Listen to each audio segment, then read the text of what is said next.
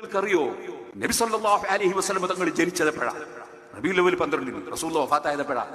റബീഉൽ അവ്വൽ 12-ന്. എന്നിട്ട് എന്തേ ഈ ആഘോഷം നടത്തുന്ന മുസ്ലിമീങ്ങൾ? ഇവിടെ മരണത്തിന്റെ പേരിൽ, വഫാത്തിന്റെ പേരിൽ, അതുപോലെ ദുരന്തത്തിന്റെ പേരിൽ ദുഃഖാചരണം നടത്താൻ ഇസ്ലാം അനുവദിക്കൂല. ദുഃഖാചരണം എന്നൊരു വിഷയമേ ഇസ്ലാമിലില്ല. ഇസ്ലാം എന്ന് പറഞ്ഞാൽ എപ്പോഴും സന്തോഷം, എപ്പോഴും സമാധാനം, ദുഃഖങ്ങളൊക്കെ മറന്നു കളയാനുള്ളതാണ്. എന്നിട്ടോ അവിടെ എന്ത് സാന്ത്വനം വേണം? അതാണ് SYS-ന്റെ പ്രവർത്തകർ കാണിച്ചു കൊടുക്കുന്നത്. സാന്ത്വന പ്രവർത്തനം എന്ത് വേണം? ദുരന്തത്തിൽപ്പെട്ടവരെ എങ്ങനെ രക്ഷപ്പെടുത്തണം?